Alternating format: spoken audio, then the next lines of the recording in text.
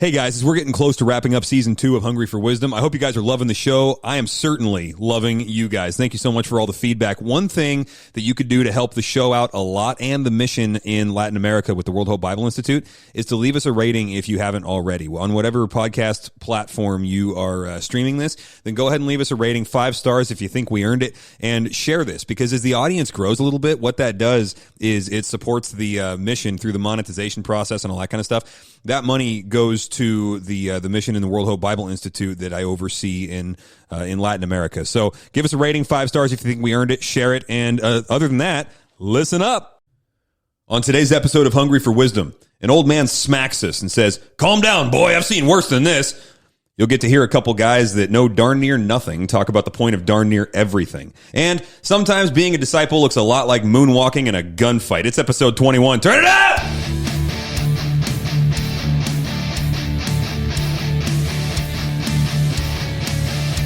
Welcome to Hungry for Wisdom. This is the podcast for people who want to know what God knows. He hasn't told us everything, but man, he has told us a lot. I'm Dustin, pastor at Grace and Truth. If you want to know what God knows, let's dig in.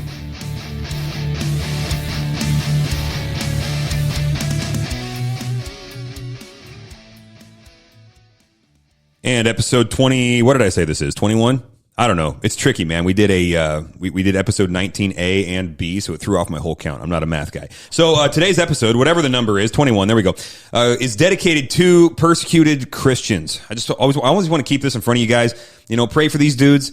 God is really, really active and doing all kinds of cool and some gritty stuff in the middle of persecution and all of that injustice and the pressure and the downsides of things not being the way that they're supposed to be in this world. God's doing a lot. But God's actions so often come as a response to prayer. So that's on us. We get to participate, we get to help, and we want to be praying for our persecuted brothers and sisters here and all over the world. Think about it this way. Christ is behind the wheel. You know, he knows exactly where he's taking this thing. He's sovereign over everything. But while he's driving, he has decided that he wants the tank filled with our prayers. So pray for our persecuted brothers and sisters.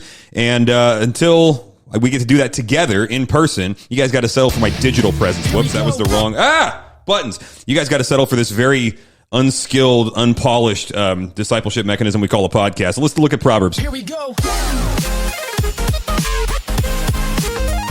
Dude, that was an intense lack of dexterity I just displayed there. I got big, colorful buttons here. You'd think I'd be able to avoid them, but I can't. Okay, there we go. All right, so today's dose of wisdom from Proverbs chapter 3, verses 25 and 26 goes like this. Do not be afraid of sudden fear, nor of the onslaught of the wicked when it comes. For Yahweh will be your confidence and will keep your foot from being caught. All right, so here's a question. What is it about wisdom that is mutually exclusive to freaking out? Like, you can't have these two things in the same spot, right? It's a sign of wisdom to be steady in a crisis or under pressure. So why is that? So what's the connection between wisdom and chill?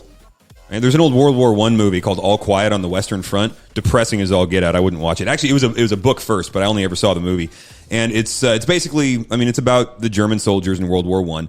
And there's a bunch of legendary scenes in there. But there's this one where the soldiers are training. They're boot camp or whatever you want to call it. I don't know what they called it in their time. We would call it something like boot camp or basic. And so they're in their training before they ship off to go to war. And the drill instructor, he was a hard man. He was brutal, right? He was the guy who knew how to turn young men into killing machines. He taught them how to run into gunfire. He taught them how to be okay taking another man's life, how to, drag your dismembered friend to a medic, even knowing he's not going to live, and all of that kind of stuff. They had to learn that from this guy.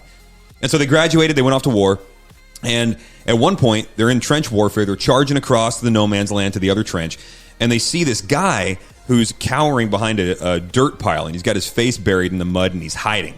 And so they'd been trained by this drill instructor to not tolerate that kind of thing. So they go over to the soldier who's hiding. He's checked out of the battle. They grab him by the shoulder and they flip him over, and they're going to yell at him and drag him into the fight. And so they go over, they grab him, his shoulder, they flip him over, and it turns out it's the drill sergeant. He got called up, he got shipped out, and despite all of his knowledge of warcraft and his ability to teach and explain the techniques of soldiering, he got there and he realized these dudes are shooting back. And they're shooting back at me.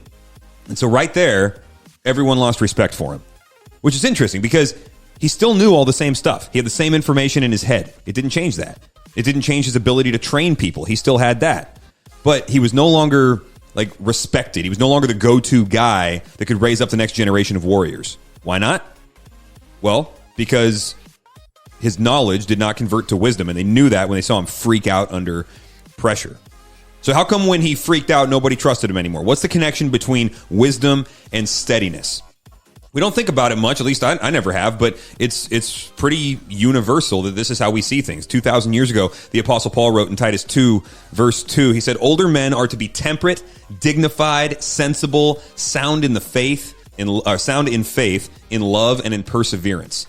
So he's saying, all right, older men in the church, we need you to be the stabilizing force. The young men ain't going to do it. They're bouncing all over the place, starting podcasts and going on mission trips and doing whatever. We need that to come from the older men. Right? It's a messy world, and we need you guys to cut us a line through it. When old men are the ones that are freaking out about like the economy or whatever, it's discouraging. You know, younger guys look at them and we're like, oh, come on, man. Like, but the dollar is crashing and we're on the brink of civil war. Yeah, we know. Like, you don't need to tell us that. Tell us how to follow Christ, how to take care of our families. You know, there's like an expectation that guys that have accrued some wisdom know how to take a breath under pressure, how not to lose their mind. We saw this during COVID, right? Society was like unraveling in a lot of ways. We didn't know if it was ever going to get put back together. Question's still open, maybe. And it became clear that some of our political leaders were like fueling the chaos on purpose because they liked the power grab. And so that was discouraging, a little scary, you know? And so we were watching a tragic series of events, and there were some people who were watching, making moves, collecting information, considering their words before they spoke. And then there were other people who were, you know, grabbing fistfuls of their own hair and running around looking for their shoes so that they could run away from whatever was chasing them. And some of those people, it was disappointing to see who they were, right? I lost a lot of respect for some of the sages in our society because though they were book smart, they showed a lack of wisdom. So Solomon here is guiding us to a different path than that, a path of wisdom where fear doesn't reign supreme in our decision making. He told us already in Proverbs, wisdom comes from being in right relationship with God, right? The fear of the Lord is the beginning of wisdom. Collecting knowledge and using it in the way that God designed for it to be used. We've seen in 1 Corinthians 1 that Christ is the wisdom of God to us. So you follow Christ, you have access to whatever God wants you to know to take on whatever he's entrusting for you to fight, or whatever battle he's entrusting you to fight. Come rain or come shine, you will have what you need if you follow Christ. It's a promise. It's not just a proverb, not just a principle. It is actually also elsewhere a promise. So you think about what Jesus said in the farewell discourse, right? I will not leave you as orphans. I will come to you. The Holy Spirit will bring to your remembrance everything that I have said. All of this stuff. We got promises. So yeah, wickedness is going to show up. Sudden fear is a thing. And Solomon isn't saying don't experience fear. He's not saying pretend not to be afraid. Sometimes fear is nothing more than a rational response to a set of facts, right? And to not feel a little bit of fear would be to either be asleep or delusional or something. Fear is it's a survival mechanism because it moves you to life-saving action. But Solomon is saying here, when you feel that fear, don't lose your cool. Understand that God is doing something and there's something that he wants you to do. So in verse 26, he says, he will keep your foot from being caught. He's saying, look, when you feel afraid, follow God. Put one foot in front of the other, get to work, and it's going to work. Right now, we have a lot of economic fears, right? And rightly so. Men should be thinking about how we're going to put food on the table when the prices continue to skyrocket and global supply chains aren't dependable, fast, and cheap anymore. I mean, you're supposed to think about these things. And that little tinge that you feel in your gut, that's going to lead you to think about these things seriously, which we should. So fear is a life-saving mechanism in some ways. But we're going to think with wisdom, with the knowledge that God has a job for us to do, and it's going to work. So look, when God starts freaking out, you can start freaking out. That's my rule, okay? When God freaks out, you can too. Until then, the Lord is your confidence. Approach scary stuff. Approach it with some confidence. God got there before you did. He will lead you on the same path by which he made the world, the path of wisdom. So, as you read that over and over and over again in the times in which we live, be encouraged, be instructed. And where we're not doing that, hey, repent. We're Christians, man. We get to turn around and go the other direction because the gospel is a very real thing. Here to talk about the gospel, I brought in my buddy, by the way, brand new buddy, Chris Routen. Am I saying that right? You're saying that right, yeah. Yeah, I don't even know your last name because we're such new friends. I'm not even sure how to say it, to be honest, so it's okay. Still figuring it out. Routen or Routen. Yeah, improvising. That's cool. Whichever. So we just met kind of, I basically just met you over lunch. Yeah, it was a good one. Yeah, that was Costa Vita. Nice recommendation, by the way. Yeah, it was a good spot. Yeah, so the story here is we're connected by a mutual disciple. You discipled a guy that I've kind of been able to disciple a little bit here and there from a distance because he was living somewhere else. And so then we got introduced and it was like, hey, cool, let's get together. And I was like, hey, you know how to make disciples. Let's go talk on a podcast about how to do this. So anyway, I'm really interested in kind of cracking into what's in your brain because I have no idea what's in there, but I've seen the results of it with this guy that we both know and his wife, his family. And so I just like, I start out from a position of really appreciating you and your discipleship ministry and investment in the kingdom of God and all that. So mad respect, dude. Just wanted you to hear that. Yeah. Thanks for saying that. Yeah. And now it's on the internet, so it's permanent. Can't take it permanent. back. And if you say something in this episode that makes me lose all respect for you, I cannot go back and erase what I just said. Yeah. You have to like skip a week on the podcast. I do. Yeah. The pressure is on. But yeah, okay. So tell us a little bit about what you do. You've got a very specific, a very interesting ministry that not a lot of people know about or have. I mean, I guess a lot of people know about it, but not a lot of people do the kind of stuff that you do. So what do you do? Yeah. Yeah. The kind of some of the basis of what we do is really asking a question about what do we as Christians need to do to start churches and get the gospel to the next generation. And really out of that heart, kind of that sort of heart has birthed a church that I get to pastor that also plants churches. And we primarily focus on planting churches on college campuses. Little parable for you, give you a little parable. So there were 3 different Christians. And this is not a parable of Jesus, by the way. This is like a made-up parable. A parable of Chris. A parable of Chris, you could say. There were 3 different Christians, and each one of them was given a small candle with a short wick on the candle. The first Christian was told, hey, take this and make as much impact for the gospel in the kingdom as you can. And so the first Christian says, well, great. Since I've been given a small candle with a short wick, I'm going to find the coldest place that I can, and I'm going to bring the warmth of Christ to that place. So they do. And the second Christian goes, I've been given a small candle with short wick. I'm going to find the darkest place that I can, and I'm going to bring the light of Christ to that place. And so they do. And the third Christian says, I've been given a small candle with a short wick. I'm going to find a candle factory, and I'm going to see if I can ignite candles that are maybe bigger than mine and have longer wicks than mine and do it for the glory of God. So, that's, just kind of a picture. We think that the university campus is a candle factory. Okay. And in this sort of context, you find people who are, on average, the soil of their heart is softer than it will ever be in their life on average. That when you're in that life stage, 18 to 24, a lot of moving parts. You're figuring out what adulthood looks like. You're out of the umbrella of your parents for the first time. You're wondering if all the stuff you've heard about God, pro-God or anti-God, is actually true. You're going to test new friend groups. You're thinking about marriage and career. All of the big life decisions are right in front of you, and that can be incredibly weighty. It drives a lot of people to rock bottom moments in their life. And what we find is that that the gospel is an incredible solution for those rock bottom moments, and that people are really receptive in this season of life. So we start churches on college campuses. For college students primarily, not exclusively, primarily. And as we do it, we watch people grow in their knowledge of Christ, grow in their affection of Him, and actually help them to start to make disciples with their life, so that once they graduate, they have the entire world in front of them, and they have a gospel worldview to be able to say, maybe what God has called me to do is this thing over here, but whatever I do and wherever I do it, I will be able to do it for the glory of God, because I've kind of come to this saving knowledge. Many of the heroes of the faith came to saving knowledge of Christ somewhere in this time period of their life, young adulthood. And so we've kind of seen that that's possible. There's some really cool things about the university campus that makes it just a really great ground for disciple making, great environment for disciple making. Love to, kind of share some more of those things. Yeah. So your church is called what? Called Resonate Church. Yeah, we started in 2007 in Pullman, Washington at WSU.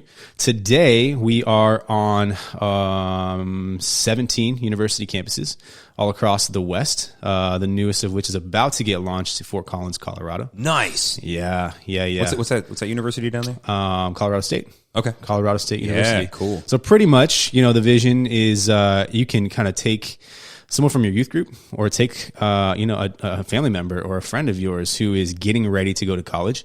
You can put a map of the U.S. on the wall and take a dart and just throw it at the wall. And if it hits a major university campus, we want to be able to have some sort of influence towards that, so that there would be a church and disciple makers on that campus, so that when that person goes to college, they're not doing it by themselves. They have people to help them, to guide them, to really point their eyes towards Christ. Yeah, the U.S. or Canada, apparently, because you guys, our boy Josh was up there starting one in Lethbridge, and Correct. then so, poor guy, he moves up there, and then the whole world shuts down for COVID. Mid-pandemic. Oh, Bless his heart. It was mid-pandemic when they moved. Oh, really? Yep, and it was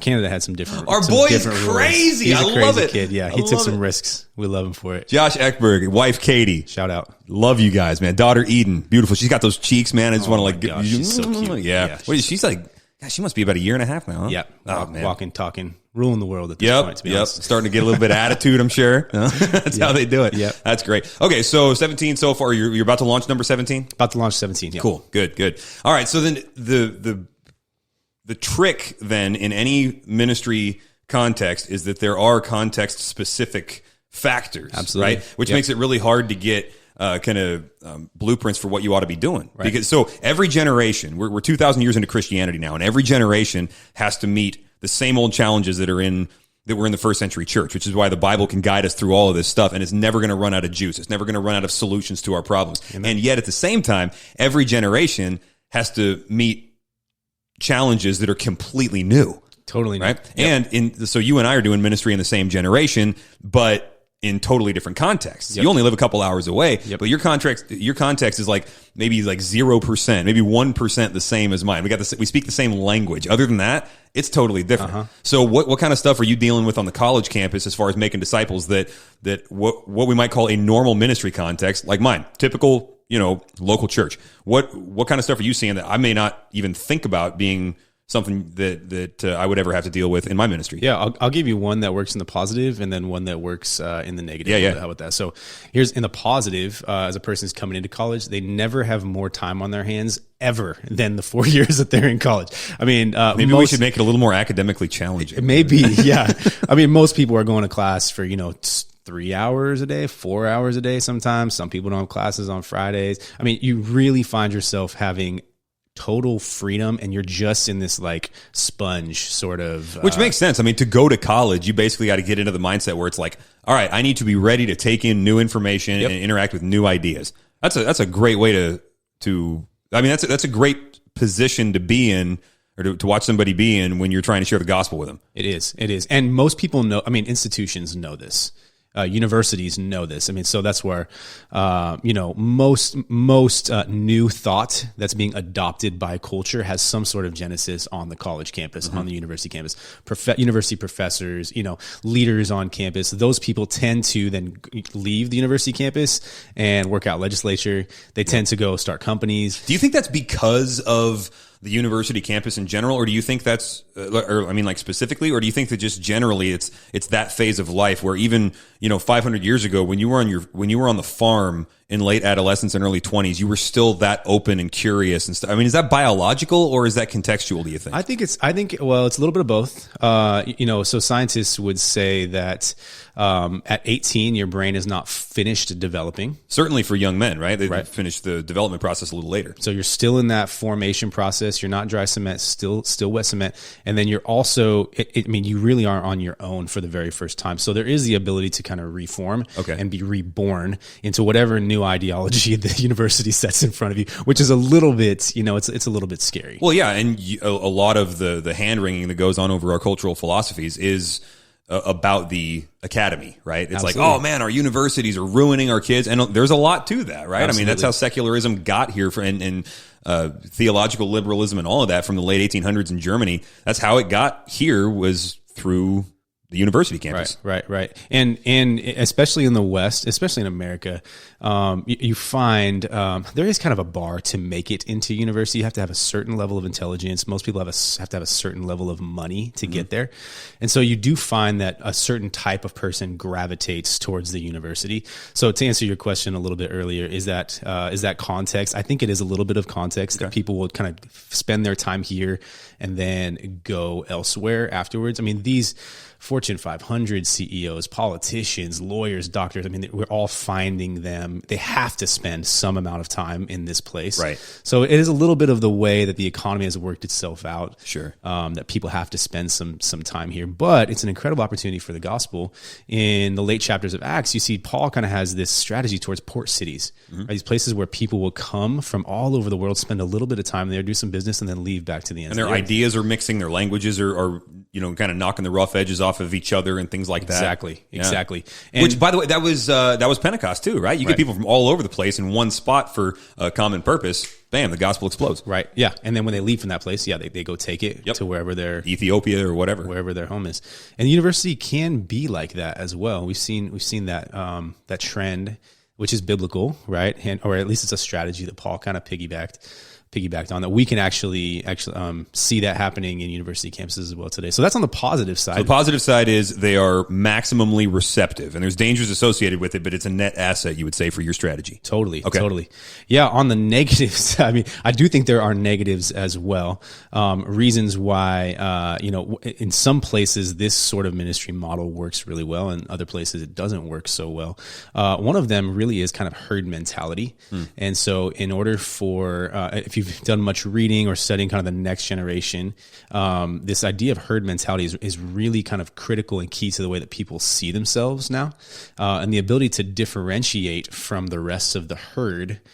If the herd is not doing something, that's godly, right, the ability to differentiate actually puts your identity at risk, and it always has, But in American history, at least, maybe up until like the '60s, it always was almost synonymous that Christianity and Americanism kind of went hand in hand. Yeah. We don't see that anymore, especially not in the next generation. So when you have a person that is, on the cusp of making Jesus Lord in their life, specifically in the university setting, it's going to cost them a lot. It's going to cost them a lot to verbalize that decision. It's going to cost them a lot to actually start making that decision and living it out. Yeah. And on the macro, it's like, okay, cool. That's normal Christianity, right? Right back to the first century. There we are. You look at the persecuted Christians that I shouted out at the beginning of the episode, and it's like, okay, this is normal, but it doesn't feel normal to the individual. Right. It's the cost is the same every time. It's scary. And their parents don't understand that because their parents came from a generation where that wasn't necessarily the case. Their grandparents don't understand that. So it almost is that this next generation is moving into a season of Christianity in America that's never been seen before, never been charted before. I don't know if you've ever seen that Christianity kind of has cycles around it. Lost, and then it moves towards culture moves towards being reached, and then they move towards being Christianized or Christendom, and then they move towards post-Christendom, and at that point, society rejects everything that's Christian, and you find yourself just a few generations later back into a lost culture. Right, and we're kind of seeing that now in a lot of countries in Europe. I mean, like France, in our ministry in the World Hope Bible Institute, France, we essentially talk about it. It's not like an official designation, but we talk about it like it's an unreached people group, right, because the percentage-wise, it is. Which there's cathedrals. Yep. But they're still unreached. Yep. So, it kind of boggles the mind. In America, we are founded in God we trust. We are founded in this sort of essence of like what it meant to be American was what it meant to be Christian up until the mid 1900s, where now we're seeing this trend towards post-Christendom and post-Christianity. And so some of the church models of the past, like early church models, may be finding themselves having a lot of trouble reaching people today because the way that people are thinking today is different than they've thought before. Yeah, and reaching people may not necessarily mean gathering a crowd, because population being what it is, you can go to a big city and pretty much you can gather a crowd with whatever you got, right? But if we're talking about actually making disciples and accomplishing the Great Commission, it's different. It can be harder now. Yeah, it is. So that's what I would say. On the positive side, people are open, they're receptive. This is the time period where people are making choices for the rest of their lives. And on the other side, they have to differentiate from the rest of the herd and the rest of the generation, which is pretty scary. And it seems to me that it could be a both positive and a negative for you guys that you only get a few years. Only get a few years with each disciple. Now that's great in terms of multiplication. That's great in terms of the Great Commission. Like you're sending people out. You guys get to launch missionaries probably 100 times as frequently as I do. If they pay attention to what you're saying in the few years you got them. Right. But man, you only get a few years. We only get a few years, which once again, double-edged sword. Yep. On one side, you go, man, this sort of thing might take 10 years, 15 years of following Christ to work out a deeply embedded wound or a deeply embedded worldview or a value that was, generational even to that person. But on the flip side, because we only have 4 years, I think we recognize some urgency in that. We go, we got no time to waste. Yeah. We have to maximize every single minute that we have with people. What if we could all live like that, right? And that's a kind of a question that I was actually going to ask you as well. Was the, is there any opportunity for some faux deadlines? Is it possible to maybe impose some deadlines onto people, onto churches, onto ministries that create some sort of necessary urgency inside of them? Life stage really is one of those things that's natural. Yeah. And it drives intention. It really drives intention. But I've wondered, and I wonder if you have thoughts on this, is it possible to kind of superimpose your own? Yeah, I think international mission work is probably the front line of that because the plane takes off on a certain date at a certain time, right? And so we've seen people that feel a call by God to participate in this mission that we've got going on.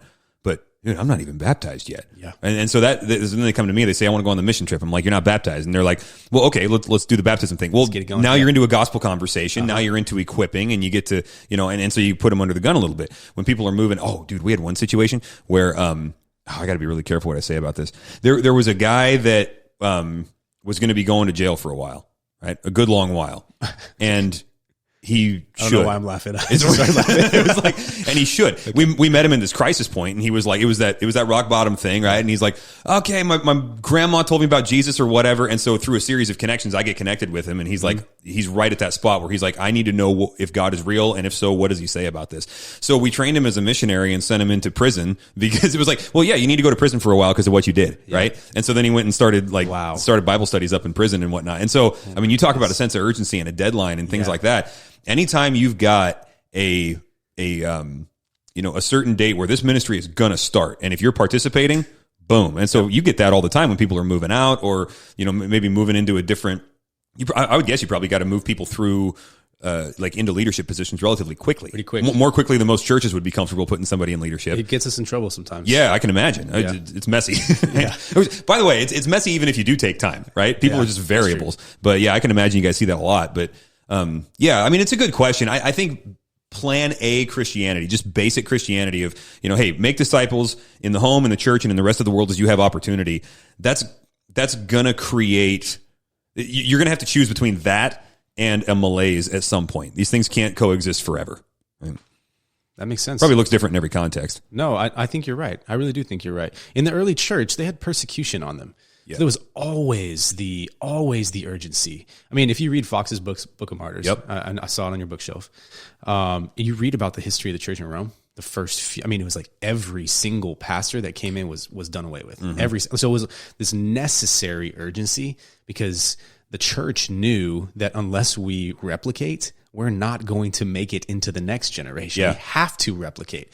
And this gospel message is so spectacular that we can't let this die. Like we must, you can say God had his hand over it the whole time. He did. He for sure did.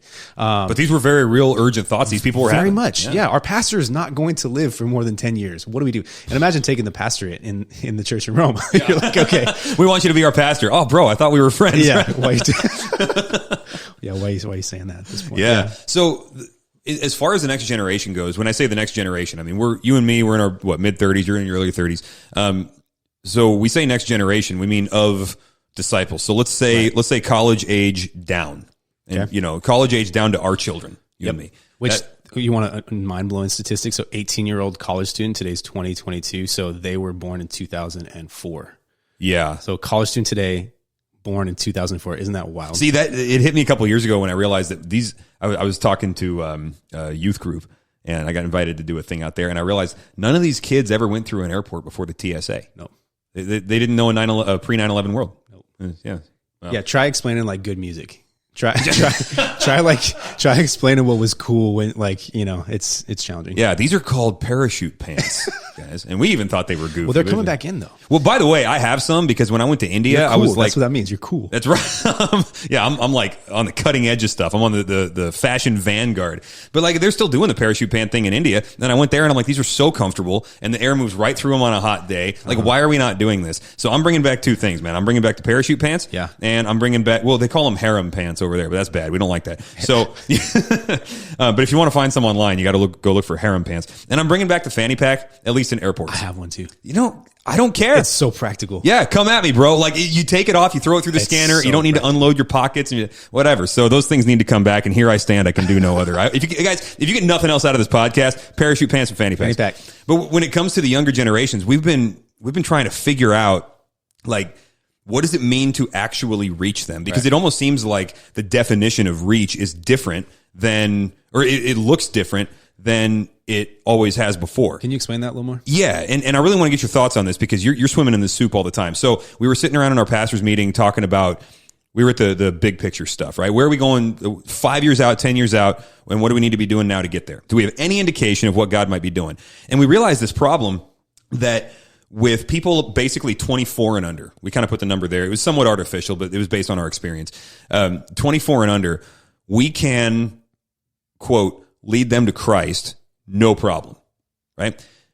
But they don't stick with it. They don't, and they don't stick with it not just over the long haul. They don't stick with it for a week. But at their profession of faith, when we explain the gospel to them, we have them repeat it back to us in their words, so we know what's going through their head, and they grab onto it with everything they got, and they're repenting with tears, and they're calling people and saying, "Hey, we can't, you can't be my dealer anymore. I'm following Jesus now," and they make those moves. They wake up the next day with a totally different set of convictions, and they don't show up for their baptism. So, okay, you gave me a stat. Here's one for you. We led 12 people to Christ. And when I say led them to Christ, these were not legit conversions. I mean, it looked in the moment like they were getting saved. We walked away and got to say, I led somebody to Christ today.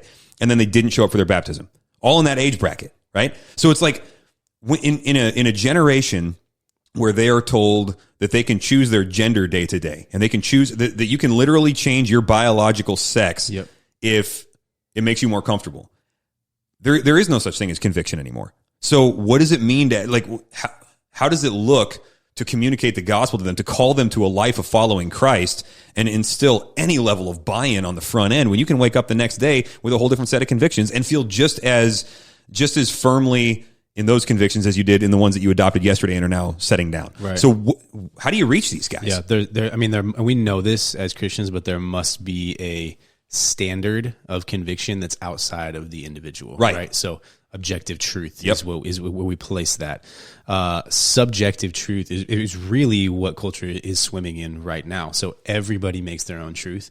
Everybody gets to do, whatever they see fit. And logic, the logical end of that is it's wild. Yeah. It does not make logical sense. And it's bloody too, because as soon as my truth conflicts with yours, clash and might makes right. And you get to that point within the first 3 minutes of thinking about this subject. Right. And yet, so that really supreme. is, sometimes that's a basis for where we start conversations is do you believe that there is a universal truth? Is there an objective truth? And most people have not even heard that terminology before, right? So it's like before you can have, like in the 1950s, Dr. Bill Bright taught us the 4 spiritual laws, and it starts with there is a God, and He loves you. He cares very much about your life, something like that. Is it He loves you and has a wonderful plan for your life? Exactly. Yeah. He loves you as a wonderful plan for your life. And the idea is that you're sharing the gospel with a person that already has an understanding of an objective God. Mm-hmm. And so all you have to do is kind of tack on. And I'm not trying to strip away what happened in salvation in that right. generation. No, I get it. Different context now, though. The idea, now you got to start a little bit farther back. We're not just talking about, do you believe that there is a God, or what do you believe about God? We're starting farther back. Like, could a God possibly exist.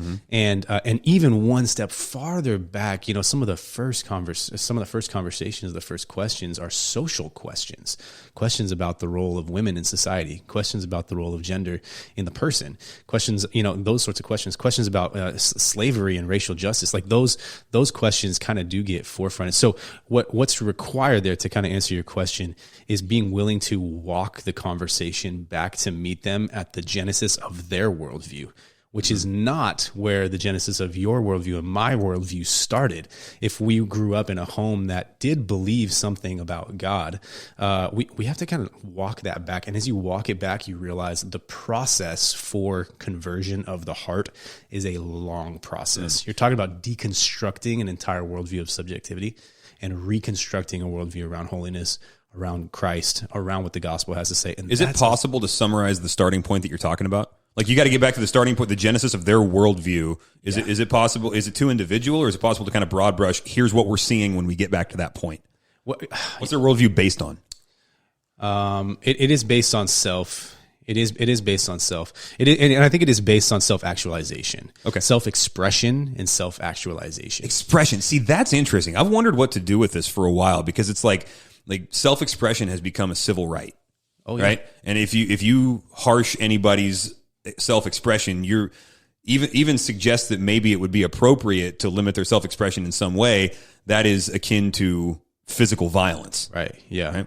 So where did the idolatry of expression come from? I mean, because I don't, and this isn't a generational thing, I don't think. It's more of just a personal thing. Like, I don't feel the need to have everybody around know what I'm thinking, despite what some people think because of how much I talk, But it's like, if somebody doesn't know my opinion on something, I'm kind of okay with that. Right. Like, it actually makes my life a lot easier in group settings. And so where did that thing come from where it's like, I have to express what I perceive to be myself? Right. I don't know if I have the answer to that, Dustin. I wish I did.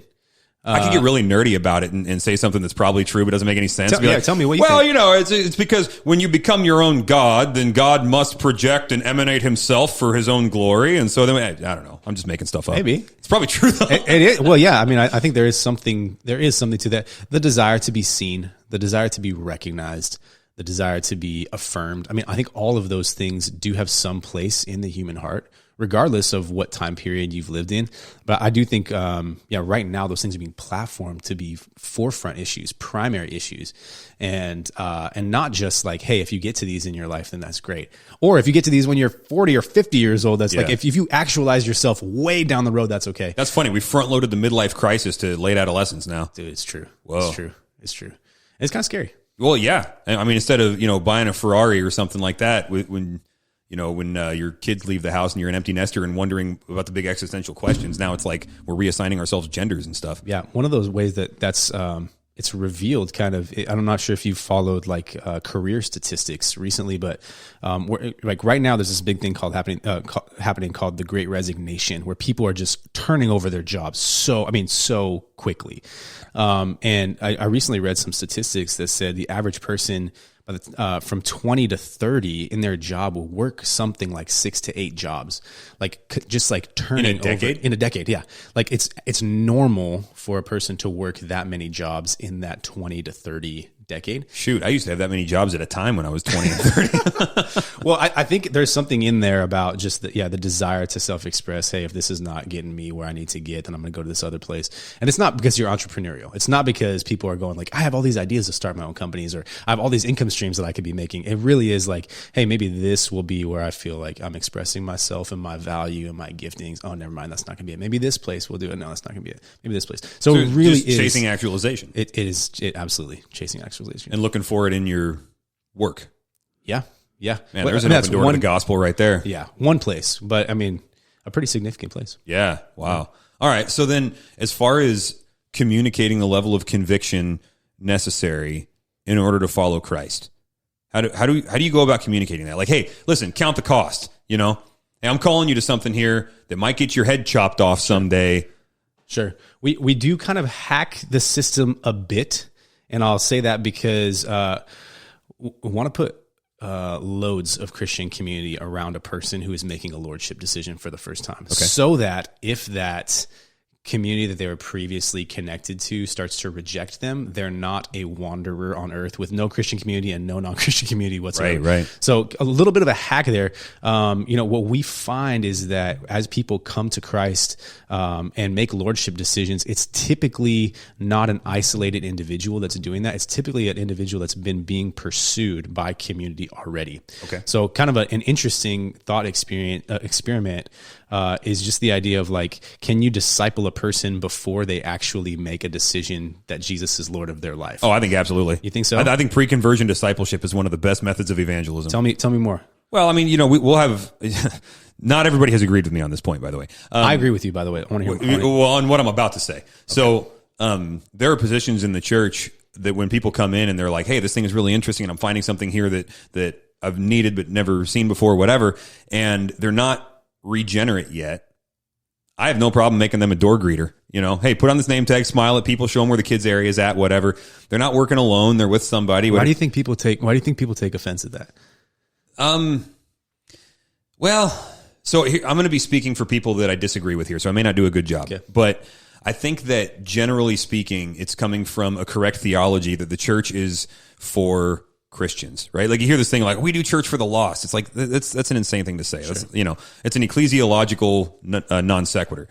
But I think that where it comes from is, okay, the church is for believers. Therefore, if a non-believer is participating in some way that constitutes some kind of official capacity, then we've compromised the integrity of what we're actually doing here. And I don't think that's true. I think that's a false premise. But I understand the concern, but I think it's a false premise. Now, I have far less confident answers as to at what point that tips, right? Would you let them run your sound booth? Well, now they're in control of the content that's getting put out. It gets a little dicey. Yeah, they're not making the decisions, but they're the ones they're the one at the nexus Sure. there. Would you let them teach? Absolutely not. Right? So where are those lines? And I think a lot of that is going to be context specific. But yeah, in general, I think pre-conversion discipleship, however that has to look, if that's like, hey, I'm going to go help an old lady build a ramp out in front of her house because she just got put in a wheelchair and Jesus wants me to take care of her. Right. You're a million miles away from Christ, but you're going to come and help me swing a hammer. Mm-hmm. I mean, who wouldn't be for that, right? Well, and is it not logical that there are a number of things that kind of create some sort of case of evidence in the human heart to make the lordship decision? Oh, absolutely. Explain that. Yeah, it would make sense that like there are some things that about God's character that pile on top of themselves in your own head, in your own heart, that convince you, right? And it's not just one singular personal experience. That's actually kind of flaky. That can fall over pretty quickly, yep. Right? But if you have this kind of like massive experience, I mean, what are we doing with our kids if there's no such thing as pre-conversion discipleship? Like, what are we doing with them? That's right. There must be some sort of basis that a non-believer has to have being built inside of their heart to make some sort of truthful understanding of what they're actually committing to. And I think one of the ways that we've seen discipleship and being reaching people be effective is to not be so concerned with the fact that they have to make a decision towards Christ, on the first time that we start hanging out with them. Mm-hmm. But I mean, we just recently, 2 weeks ago, we had a gentleman profess lordship in Christ, like Jesus is my Lord. And a year ago today, he was making fun of his roommate who had just made a decision to follow Jesus. And for an entire year, his roommate was following Jesus. He wasn't, but he continued coming around. Mm-hmm. And a year later, he makes his decision to follow Christ. And that's actually a fairly common kind of timeline, a fairly common story that is out there. Is like, it takes time. It takes time. What would you say are the ratios in your church? I mean, 17 different churches on university campuses, but the one that you lead, sure. What would you say the ratio is of saved people to lost people that show up, let's say, at a typical worship service? On a Sunday? Yeah. I'd probably say like 90% saved, okay. 10% And then lost. How about in the small groups? So small groups are our front door. Okay. For us, somebody comes to a small group before they come to the worship service. So you might have a majority lost people at a small group. Much higher percentage. Okay. I mean, I would say 70-30, 60-40, okay. somewhere around Because there. like I've always been really hard on the seeker sensitive methodology in general, but I think that and these are methodological questions, not primary theological issues, right? And so there's some room to kind of step back and reevaluate. And I think with the timeline that you guys are working on with each person, with each disciple, it makes a little more sense to do more on the front end to say, hey, just come and check this thing out, man. Like, which is not, I'm even uncomfortable saying that a little bit, because I don't want the church to be an attraction mechanism. I want it to be attractive, right? Sure. I mean, like Titus says, Titus 3, I think it is. No, Titus 2, that we ought to adorn the gospel. Mm-hmm. And I get that, but at the same time, like there are, I guess what I'm getting at is there are methodological things that you guys probably have to do that a suit and tie Baptist preacher, much like myself, would probably bristle at a little bit. Well, you ever feel like you have to make a compromise in order to meet the urgency of where you're at? Sometimes that compromise looks like launching new things that haven't historically existed, so that there's a middle space for non-believers to get involved in. So our small groups probably operate less like discipleship groups than some churches might have discipleship time. But I agree with you. We don't want to preach to a non-believing crowd on Sundays. That's not our primary target. But we don't feel like it would be compromising to allow a small group space to be a space where a non-believer would feel comfortable in and actually be the primary invite is there. So it has something to do with content. I think the content that gets spoken about has something to do with how we're reaching people. But additionally, more than content, I think it's contact. I think it is the life of the believer on the life of the non-believer that puts essence and it puts flesh, incarnates the message, if you will. So much of disagreements about Christianity coming from non-believers are coming from sound bites that they've heard, information that they've heard from somebody far off. Yeah. You get life on life close to a Christian, and you see a Christian genuinely repenting, genuinely asking forgiveness, genuinely being transformed, reconciling relationships, kicking addictions. I'm getting goosebumps as we're talking about this. There is nothing like that in the world. There's nothing like watching two Christians hurt each other and then ask for forgiveness, reconcile, and move forward in unity. There's nothing like that. Where else will you get that? And I mean, I've seen non-believers witness that interaction and go, that's otherworldly. You're saying conflict in the church has been evangelistic at times. Oh my, yes. because of the Christian response. Because it makes no sense. And that's a great thing for people to hear, because you and I, we swim in this stuff all day long. We get to see a lot of these types of situations and we don't get to talk about it because they're confidential, right? But I can imagine that people oftentimes get the question, okay, I got enough drama in my life with people in general. Why would I go to a place where I know sometimes they don't get along? Yeah. People are messy. I'm not going to church. Right. Even if I did follow Jesus, why would I want to do that? That's an answer. Where else will you go? It's that Dallas Willard quote. The quote, he's a professor at USC. Effectively, he would have students come up to him and say, "Why do you choose to follow Jesus?" He would respond, "Who else do you think I should follow instead?" Yeah. Who else am I going to, where else are you going to get this? The disciples go, where else will we go? You have the words of life. So this sort of idea that the church, built into the relationships, built into the life of Christians living alongside one another in community, that is attractive to a world that is canceling, to a world that is shifting. And it ought to be, because, we are the body of Christ. Yeah. And in our best moments, and then by the grace of God, sometimes in response to our worst moments, we're showing the character of Christ. And if people can see that in us, hey, praise God, right? Yeah, praise God. All right, so I want to ask you about this, because you are getting to do something with, I think, regularity and with integrity that I'm worried I only talk a good game about, right? I preach more than I live in this area. So I want to get your perspective on how to go about this, because we would all say that every disciple ought to be a disciple maker, right? But in the tendency in churches, because God set things up in such a way that the word is to be preached, and the eyeballs are on the preacher as a matter of necessity when that's going on. And so you can kind of wind up with the one-man show. You can kind of wind up with the sort of concert style gathering and whatever. And so those things always happen. But the problem there, if you're not careful, is that the pastor or the pastors wind up being the disciple makers in the church. And then you've got normal Christians who pray and they read their Bible and stuff like that. But then when you're talking about evangelism and you're talking about life on life discipleship and you're talking about counseling situations, well, that's for the special forces guys, right? we would all say, if we've been reading our Bibles, like the New Testament in particular, no, that's not Christianity. In Christianity, you've got a body of Christ with different people with different functions, and nobody's more important than the other, and all of us ought to be making disciples. Mm-hmm. Practically, though, how do you avoid the pastors being the bottleneck for that? How do you activate people to go and make disciples, so that their version of discipleship isn't come here, my pastor, disciple you for an hour on Sunday? Right. That's so much behind that. There's so much. I thought it was a pretty simple question, really. I was hoping for just a one-word answer. Well, okay, I'll tell you a story. So, this summer, my wife and I, my two kids, took a road trip from Pullman to San Diego. That's insane, by the way. It was insane. First time we'd done it with two kids, so we're like, yeah, maybe it'll go great. Actually, it was pretty great. Isn't your youngest like one? He's one. Yeah, he's one. He's 1 year old.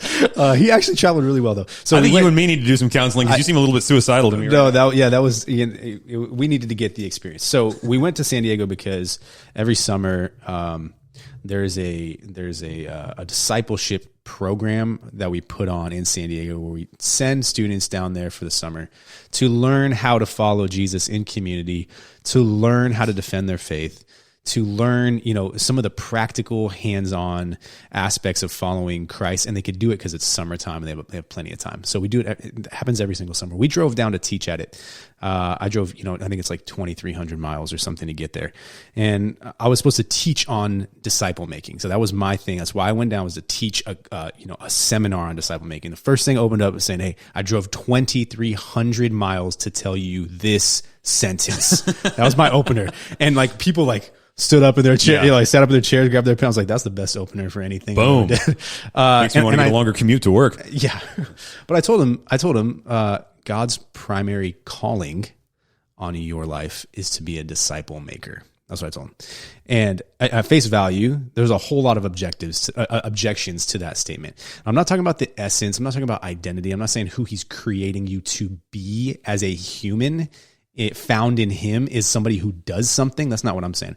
But I'm saying what he's primarily attempting to get us to see in our lives is that our place in human history is to take the torch of the gospel from the generation that came before us, to internalize that and to pass the torch to the next generation.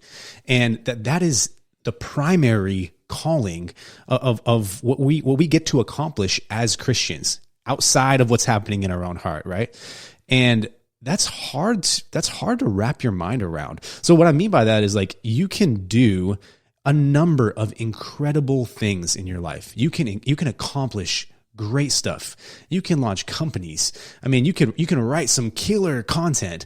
And if at the end of your life you have not taken that torch of the gospel from the generation before you and helped to pass it in a practical way to that next generation, you've actually lost. You've not lived into what the fullness of what God might be calling you to.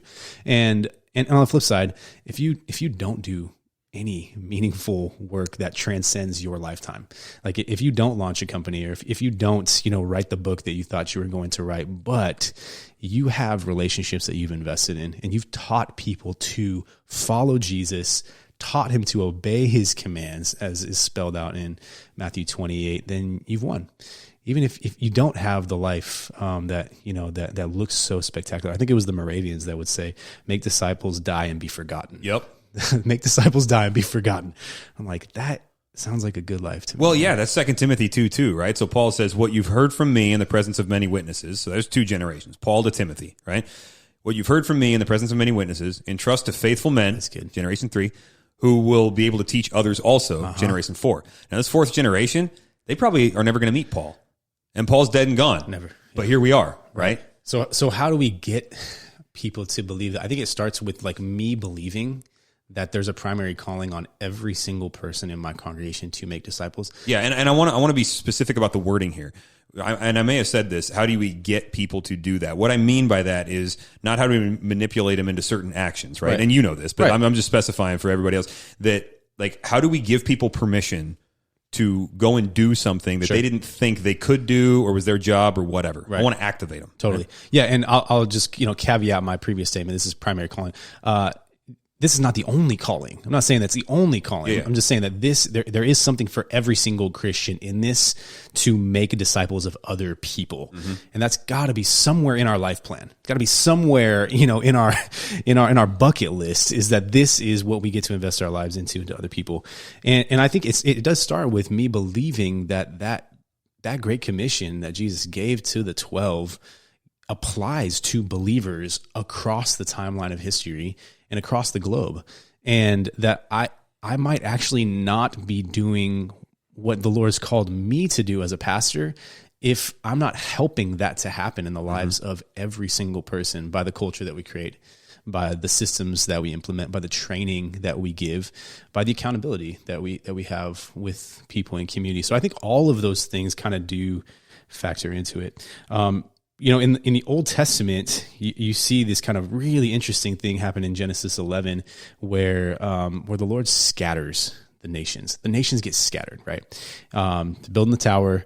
Come look at our accomplishment. Yep. And he goes, no, not going to reach that. Not going to reach heaven. Scatters, different languages, different tribes, different tongues, right? So Genesis 11, you flip to the end of the book, you get Revelation 7. What do you see? The nations gathered. Every tribe, every tongue, every nation. So a big question that as a church we should ask is, what happens in the middle there? How does God get us from Genesis 11 to Revelation 7? Acts 2. And it seems like throughout the narrative of the Bible, throughout history, the Lord really is helping his people to pass along in a relational way how to follow him, right? The nation of Israel is learning how to entrust these things to their kids, how to follow, how their families, as for me and my household, we will serve the Lord, right? And this is primary. It's not that God was only working through the nation of Israel, but the primary narrative that's followed there in the Old Testament is that nation. And what you find is that, in the Old Testament, kind of the way by which, I guess, disciple making would happen would primarily be through kids and families, discipling kids and families, surrounded by the protection and the preservation of the Lord. They flourish in that. New Testament, Jesus comes and he starts calling his people to look outside of the nation of Israel. He starts calling his people to care for Gentiles. He starts interacting with people that in a relational way that maybe rabbis would not have had that same sort of interaction with, right? So the New Testament, some of that calling is that the protection and the preservation of the Lord, it looks like calling his people to make disciples of all nations, not just within the nuclear family. So in the Old Testament, it was disciple your kids. The New Testament is disciple your kids and disciple other people's kids. Teach other people's kids how to follow the Lord as well. And we now don't have the luxury of not taking responsibility for all the nations. Yeah. The Good Samaritan story is a prime, great example of that. So I think that sort of idea that is very accepted within Christian circles, within the church, that you must disciple your children. We get that. We understand that. We understand it more than we do it. But at least there's some sort of, you feel responsibility for it. Yeah. And I really do think the model of Christ is like, we also have to look outside the family. We have to look for the kid next door. We got to ask, I have to take responsibility. I can't go on vacation to the nations without caring about their salvation anymore. I have to now care about what's happening there. So I want to bring something up for the sake of, for the sake of the people listening who are like, yeah, no, I agree, Chris. I agree, Dustin. I need to go and make disciples. And it's a new concept to them. I want to prepare them for some stuff, right? Because you got to count the cost on this one too, not just in following Christ, or not just in, as you say, making a lordship decision for Christ, but also in the practical day-to-day following of him. There's a cost to it. And one of the things that happens is that it's people get surprised that it's really, really discouraging. I think it was Jared Wilson. He said discipleship is incredibly inefficient. Like in the business world, if we took the metrics of how many people we invest in versus how many people we get what you might say a return from, how many people grab it and make it their own, it's the numbers are not good. Right. So we're called to do something that by the numbers isn't going to work most of the time. And we just got to be okay with that. So how do you handle discouragement in disciple making? The first thing that came to my mind was the parable of the sower, where Jesus describes 4 different fields or 4 different terrains that the seed can land on, right? And I don't think that he's actually talking about real ratios. I don't think he's talking about like 1 out of 4 will decide, like will follow. But I do think there is something to be said that there's more there's more bad soil than there is good soil. But when you find the good soil, it's 30-fold, 50-fold, 100-fold. You live for that one, right? Yes. So something does happen there. I also agree with you that the discouragement of making disciples can be incredibly off-putting. What I've also noticed though is that the most difficult discipleship relationship is the first discipleship relationship. To go from 0, I've never made a disciple, to I've made a disciple, that's a huge chasm, because it's learning to reorient your life, learning to reorient your time, learning to reorient the way that you think, and helping what's the thoughts that are happening in your head and in your heart transition out of your mouth to actually help another person. And this is not Bible, but I have a hunch that if you can make one disciple, you can make 4, 5, 10, 15, 20. Like 50, from 15 to 50, in my mind, is way less difficult than 0 to 1. You know what? I've never thought of that, but as you're saying that, I'm like, yeah. The first time you do anything, it's so challenging. 100%. Everything has to get reworked. So how do we help people make one disciple? I wonder if that is a domino that, helps people for the break rest of their inertia, life. and you can get, accelerate faster than you can start. Well, so then let's define that then. What do you mean when you say make a disciple? Right? Because you and I are going to have the same answer to this generally, but because all Christians should, right? Because we're getting it from the Bible. But at the same time, it's like, well, whatever. How do you individually express that? How do you explain it? What does success look like in making a disciple? What's the target that we're shooting at? You said we might have similar answers. As I've interacted with people, no one has the same answer. Like, I think we could all go back to Matthew 28, right? Sure. Teach them. But we all express it differently. We all express it differently. So, there is something about a unique discipleship culture in every church where you would say, this is what a grace and truth disciple should look like. This is how we interpret the calling that God has placed on every individual, but placed through our church uniquely. And so I think different churches have different benchmarks for what discipleship looks like. For some churches, part of the discipleship process might be learning how to preach. Okay. And learning how to do that, and actually submitting that whole thing unto Christ. So there's competency connected to it, not just character connected to it. For us, I think we would say like the passing along of the awareness of God's story, and where the individual has responsibility in God's story, is part of that kind of key discipleship relationship. So I'm not doing a great job in short words defining how I would say this person is a disciple or this person is not. There is something inside about the personal adoration of Christ, and the desire, the longing, the cherishing, the adoring, the treasuring of Christ. So like in John 4 terms, right? Jesus says the Father is seeking worshipers, right? And if somebody goes from not being a worshiper to being a worshiper, we've made a disciple, right? In some sense. Yeah, you could say that. Okay. You could absolutely say that. I would also add that I do think the disciple has some sort of orientation to non-disciples as well. Ooh, okay. Not only does the disciple have an orientation towards Christ, but they recognize their role in the redemptive story of what God's doing through history. Matthew 4:19, follow me, I will make you fishers of men. Yeah, so good connection. Part of what it feels like to follow Jesus is to be taught to make fishers of men. So you would say, excuse me, wow. So then if I'm hearing you right, you would say that somebody can be saved and still be inwardly focused and selfish about their faith, but they cannot be living as a disciple while being inwardly oriented completely. I would say, there's incompleteness in their discipleship process. Yeah, something that weighs on my mind a lot when we're talking about making disciples is Colossians 1:28 and 29, right? For this reason I labor and strive so that we may present every man mature in Christ. And that's, it's a truncated version of it. But that maturity right there. Yeah, that's the word that it's got the bullet points on it. Exactly. And we're shooting at that in some way. And so orientation towards others, towards the lost. So that's part of it. Maybe for some people in their context, you're saying, a mature disciple here, if we're going to make a mature man, he's going to be able to communicate the word of God in public. He's going to preach. Bam. Okay. So maybe, partially dependent on the set of challenges that your culture has, right? Absolutely. If you're persecuted, maturity might look a little bit different. Absolutely. Absolutely.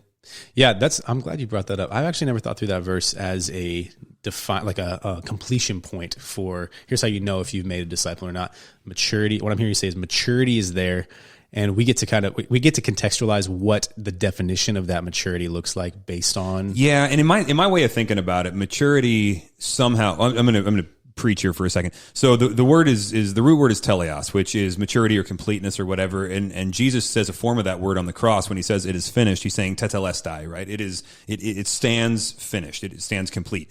So maturity has something to do with, all of the elements necessary are there. Now, are you growing in these elements? Well, I hope so. And I hope you never think that you've arrived, but somehow we have communicated to people what they need to operate independently without being spoon-fed, right? I use the term self-feeders a lot. So when I'm thinking, all right, so Paul's job was to make disciples, and he was laboring and striving. Well, Paul, what are you laboring and striving for? His answer is the maturity of these disciples that I'm making. So we're making them worshipers first. That's evangelism, conversion, right? We're making them mature. I would say self-feeders. They're able to operate. They're able to take responsibility for their own spiritual flourishing in Christ without needing Pastor Dustin to hold their hand the whole time, right? Something like that. Maybe they're able to reproduce because that's what disciples do. So that cluster of ideas there. If I'm hearing you right, you're saying we all got to basically answer that for ourselves to a certain degree. Well, even as you're talking, I'm thinking, why did the Holy Spirit allow Paul to leave that word blank? Why did he not require Paul to go into more depth? Why not give a clear biblical definition explicitly stated in one of the epistles? So you're saying because it must be individualized. I'm working it out as we're talking right now. Maybe it has to be individualized. Maybe it's okay if there's some variance, which would make a lot of sense because I say this all the time that like when you're trying to figure out, usually when I'm talking to pastors, right? If you're trying to figure out how to run a church, then we go to the New Testament, and the New Testament says some stuff, but honestly, not much. Right. And so it's not going to give you a blueprint. Yeah. We have a ton of decisions we got to make, and we have a ton of freedom. Like the fences are tall and they're firm, but the playground in between the fences is huge, And so maybe it's just that that concept just applies to disciple making in general. Interesting. Huh. Wow. We're arriving at something right now. Yeah, man. Let's go start a church, dude. Hey, look, you got to move to Tri-Cities. I can't leave these people. I love them, man. Hey, it was one thing that I wanted to just connect on this because you asked a question about difficulties of making disciples. And I want to just connect the benefits of making disciples because I think there are entire avenues of the kingdom of God that the majority of Christians never get to explore because they never get to wander beyond the self-leadership sort of place, which a lot of people are very concerned with self-leadership, very concerned with their own spirituality, and they should be. It matters, right? You have to guard your heart. You must guard your heart. Yeah. You should pray for yourself a lot as a disciple. Yeah, right? Absolutely. But you can miss out on entire avenues of what God is doing. And one of them is just this like core understanding that comes from learning theory, which is when you teach other people how to do something, you learn how to do that thing better. Preachers know this. I mean, we get up in the pulpit and it feels like we're preaching to ourselves a lot, right? It doesn't not like sometimes you're like, I'm being changed by this. If nobody else was changed, I know I'm being changed. Yeah, and also I'm preaching stuff that I may not have learned at all if I didn't have to go and preach it. Exactly. Right? You must. So there was a study that was done. Engineers at Stanford, engineers at Vanderbilt teamed up together, and they created an AI, an artificial intelligence. They created a bot, a personal bot. And what this bot did was it simulated a learning mind. So then they deployed this software to this elementary school somewhere in the Midwest. And every student in this elementary school was given a personal computer with this software of this bot downloaded to this computer. So the students would take geography class. And then at the end of geography class, they would leave the classroom and go to the desktop computer, and they would have to reteach everything that they just learned in geography to the simulating mind. Whoa. And test scores skyrocketed at the elementary because, embedded in psychology is this, that when we teach others, we learn better. So, we tell our congregation, if you want to go deeper in Christ, there's a really simple way. Start teaching others how to follow Jesus. You will know him differently. And it's an old adage. It's hundreds of years old, at least, right? The best way to learn is to teach. But now we're at a time where we've got data to go. By the way, when you started explaining that with the AI and the elementary school kids, No, I thought that was getting really creepy. Did you know there where for a second. we had no I had no idea idea where he was going. I was like, okay, I'm hearing Orwell, and it's like time to, time to start hoarding food. What's going on here? But that's an incredible point that it's not even age specific. Right? Like it's true of humanity from childhood to maturity. So I think so many Christians, the next level of depth with Christ is making disciples. You will understand him differently. Because what it takes to clarify what you believe about him in such a way that when you say it to another person, their head doesn't go sideways and go, what do you mean? I don't understand that. That reprocessing, just working through that over and over. It's meditation. It is meditating on the law and the works of Christ inside of your own heart and your own mind. And when it gets put out there, it's beneficial not just for it's not always just sacrifice. It is sacrificial, but you will come to know Christ in a brand new way, and you will take after his likeness and the fact that he made disciples. And I think for so many of us, for years of our lives, when we are not making disciples, we're missing out on that kindredness to Christ. The fact that this is what he spent those final 3 years of his life doing, was this exact thing. And even the first 30, in a sense, he was discipling himself, right? He learned obedience, which is an amazing statement for me to hear. What is that? Hebrews 2. In these things, he learned obedience, never by trial and error. He never disobeyed. Right. But he spent 30 years being a disciple of the Father, doing only what the Father told him to do, period. And then he went and passed it on to others. Yep. It's true. It's true. There was one other study that Time Magazine did. They published research that showed that on average, the oldest child in the family is the most intelligent. Highest IQ is the oldest child in the family. I'm never letting my son listen to this episode. Don't tell him. But it's because consciously or subconsciously, they're always modeling to the younger siblings what it feels like to live in the family. They're always teaching. At every moment they're teaching. And so I don't know how that works, because my older brother's smarter than me. My younger brother's also smarter than me. So it didn't really, the birth order thing didn't work out for me. Maybe you're just an anomaly where you're just kind of dumb. I just didn't get the gene. Right. I just didn't get it. So I was talking to a pastor once that, he's got an old dying church, right? And the question was, how do you get these guys doing something? He's like, I'd settle for anything, right? But they show up, they get their nice little sermon, they want to pinch the pastor's cheeks, and then they'll go home and whatever, right? So he said he was looking, and he's kind of a guy that was isolated, didn't have a lot of community or resources or whatever.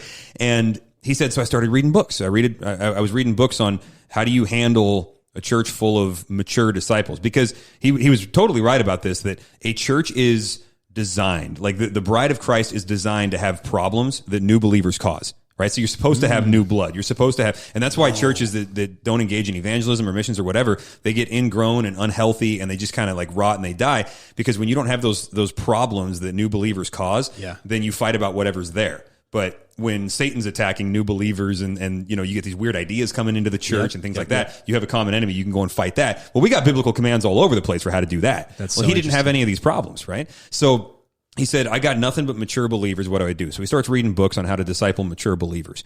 And then he realized, I don't have any mature believers. And this is to what you're saying, right? They weren't others oriented. They were thinking about themselves, their biblical feeding or whatever. And he said, I was dealing with the most immature spiritual church I'd ever seen, and they were all 70 and up. That's so right? Interesting. So he started discipling them as though they were new believers, and he started to see some fruit. Now, a lot of them were averse to change, set in their ways, whatever, but a couple of them got it, and they came alive, and they started discipling their grandkids and things like that. And he was like, man, we saw life because we treated them like babies, and then we got to grow them from scratch. How healthy is that? It was beautiful. How healthy. Yeah, and this is a pastor that's just, he's never going to get any attention. He's never going to preach at a conference. He's out in a farm community somewhere, a couple hours away from here. And, hey man, the crown of righteousness, what is it? The unfading crown of glory from 1 Peter 5.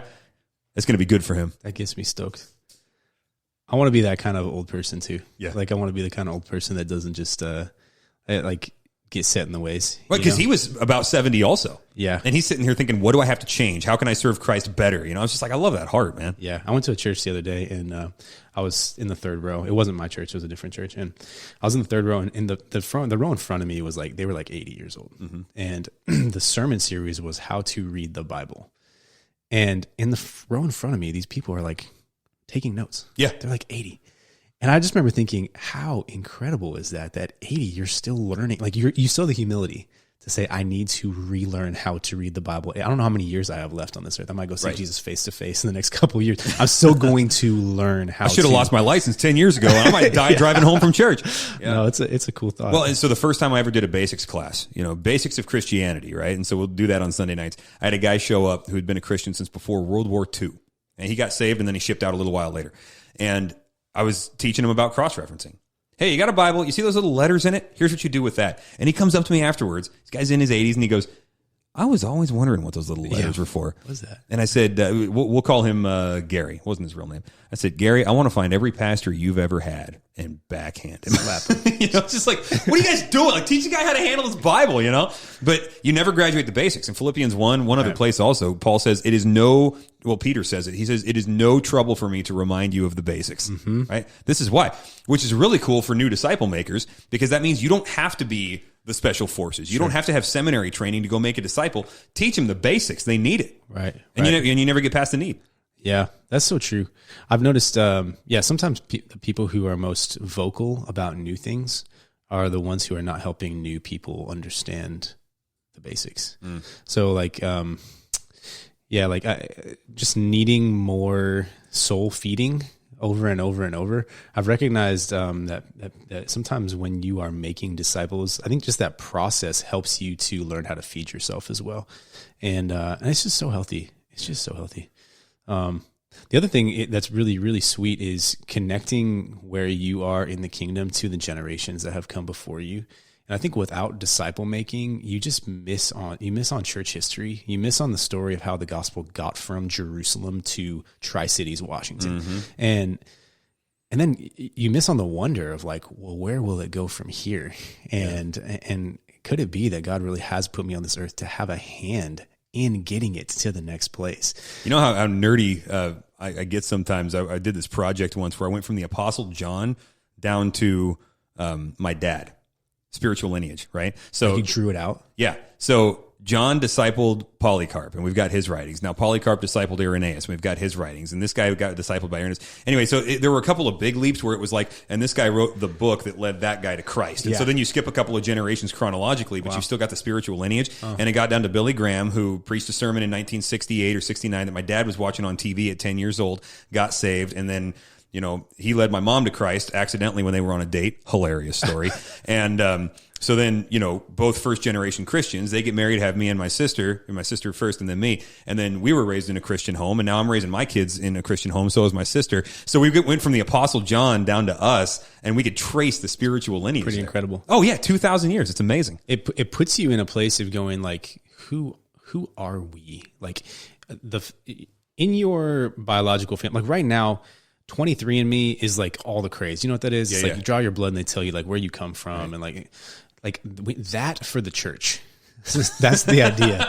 Like that sort of thing, so that like when you see Polycarp on your lineage, you go, okay, I got some stuff to do. And then you read the story about how he was martyred. Yes. Dude, I had this thought the other day. Was he in the Colosseum? Yeah. In Smyrna, right? So he was the pastor of the church in Smyrna. Right. And for everybody else, you've clearly heard this story. For everybody else, he gets put on trial, and the governor of the region or whatever, he says, old man, everybody likes you. We don't want to kill you. All you got to say is Caesar is, or he said, all you got to say is away with the atheists, because Christians were called atheists, ironically, because they didn't believe in the polytheism. Yeah. The polytheism. What am I thinking of? The Pantheon. Pantheon. Yeah, they didn't believe in the Pantheon, so they were called atheists. They said, old man, listen, we'll let you go, and you can die in dignity if you just say, away with the atheists. He points back at the governor, and he points at the crowd, and he says, away with the atheists. God has been good to me these 84 years. How can I turn my back on him now?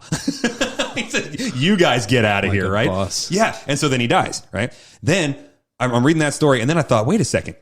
Smyrna, that's in Revelation.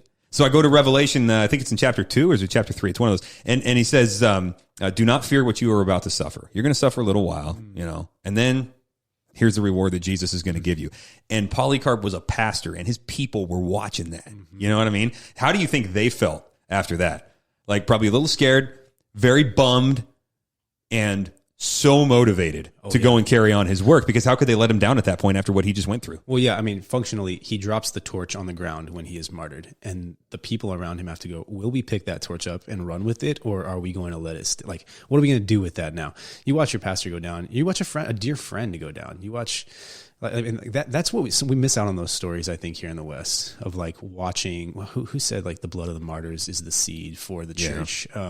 We miss out on some of that, but I do think that there's something around that persecution, which, looping back to the beginning of our conversation, it won't be long in our country before, I don't want, like, maybe it's not martyrdom to the same degree, but it won't be long until, like, psychologically it's very difficult to be a Christian. Yeah, sure. We're at the point of resistance and pressure. We may not be at the point of what we would call persecution, but we got sniffs of it the last couple of years. Right.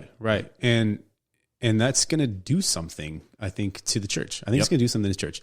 I think COVID was the best thing that ever happened to the American church by a lot of metrics. Not in every way, but in a lot of ways, I think it was like, thank God. Have you talked about this on the podcast already? I don't know. I don't think so. Tell me one way you think that it's been good for the church. It clarified whose mission was what, or what mission was whose, however you want to say that. In other words, I think there's a squishy middle a lot of times where you've got people in any given church congregation or worship gathering that are all in. And then you've got people that really aren't, and they know they're not really Christians, but they're there because their wife drags them to church or whatever, right? Or their dad drags them to church, but they're not really Christians. And then you've got this squishy middle that think that they're Christians, but that's only because the conditions are right for them to live in such a way. And I call that the squishy middle. And when that evaporates, that clarity is really, really good for the gospel. Yeah. And I think we got to see that a lot. There's a lot of fall off. Yeah. But there's a remnant. Yeah. And the fall off, these are people that weren't genuine in the first place. So there's actually no loss to the kingdom of God. We actually, our discipleship pastor at the time, Kevin, he moved away, and then, we've got Ben now. So you'll meet Ben at some point. But, so as I quote our discipleship pastor, I want to be careful to give credit to the right person here. So we were sitting there praying years ago, and we said, God, would you please just close down a third of the churches in the Tri-Cities, right? And we said, because there are so many, because people move, this area is a rapidly growing area, and they go look for churches, and they find just theological crap that's hidden underneath a cross, right? And it's like, can we just clear the slate? So we said, let's start with the ones with the lesbian pastors that don't take the Bible seriously anyway. Let's start with the ones that treat the Bible like good advice rather than good news, and they're not really disciples. Just shut them down. And we knew that was going to take some kind of earth-shattering event. We figured it was going to be the revoking of our tax exempt status or something. You're trying to say you prayed COVID into effect. I think it was all our fault. Yeah. Because what I figured was going to happen was that Governor Inslee at some point was going to say, hey, no more nonprofit status, right? Boom. And I think that would do it in a lot of cases. That would shut a lot of places down. Yeah, it's coming. But I'm not worried about the genuine churches, right? They'll be fine. And then in those unhealthy churches, or those let's call them fake churches, then the people who are actually believers there, the Holy Spirit's going to take care of them, and they'll go to places where they're being discipled, and then those bodies will be stronger. And I'm like, I see no downside here, right? Mm-hmm. So we're praying like that, and then COVID hits, and me and Kevin are looking at each other like, oh my gosh, dude. He said yes. Did we do this? Well, no, yeah, and it wasn't like, yeah, we prayed it, and so God said okay. It was just like, dude, I think he had us seeing things the same way he was, and he's giving a shakeup that years ago we said was good. So we better not complain about it now, right? This is an opportunity if we're right. And so anyway, there's a lot more down that rabbit trail, but I think that pressure is good for the church. I agree. Doesn't always have a net benefit on each local congregation, but Christ is faithful. I totally agree. The word, I think you were searching for this word earlier. The word is communitas. It's what happens to community when there is a dangerous agent that gets involved. So that gelling that happens. Yep, yeah. Exactly. So you see when people come back from war, they become brothers in arms or sisters in arms when they come back from war. Happens in the church too, in persecution. Mm-hmm. When danger is introduced as an element into the system, things get purified. Yep. Things get solidified. People pick up responsibility, and Christ becomes exalted. Because you recognize that he is your life. He is your life. And you see that in new converts a lot. I mean, when we baptize somebody, that we've had a lot of people where it's like, hey, if you get baptized, like their mom will tell them, if you get baptized, I'm never talking to you again. Right, yeah. Right? Because they're coming out of Mormonism or whatever the case may be, right? And so they get baptized anyway, and the joy on their faces, there's a noticeable difference between them and the people who are getting baptized. It's still legit conversion, but it's not costing them anything yet. And it may someday, and praise God for their conversion. But that moment of impact is so much more joyful for the one who it's hurting a little bit versus the one who it's not. Yeah. Yeah. And the church becomes the family. Yeah, they appreciate their church a lot more. Yep. I don't have a mom anymore. Yeah. I need you guys. Yeah, and that's Romans 6, right? You were baptized into Christ. Yeah. Boom, here you go. So put on the new self, Colossians 3. It takes on some flesh. It does. Chris, listen, man, I really appreciate your ministry, your time and investment in us. On behalf of my people who are listening to this, thanks for throwing down with us a little bit. I think you've made some disciples today, and I appreciate you, man. Hey, thanks. Listen, guys, the world is a messed up place, but we got a gospel that's perfectly suited to fix it. So have that nimble on your lips, write in your questions, and we'll hit them on the next. Actually, we'll hit them. Wrong button. We'll hit them in the next season because this was the last episode of season 2. So we will see y'all crazy cats on season 3.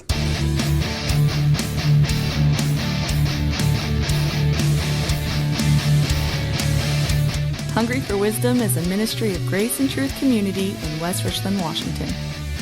You can find out more about us on our app, social media, or at graceandtruthcommunity.com. We love Him because He first loved us.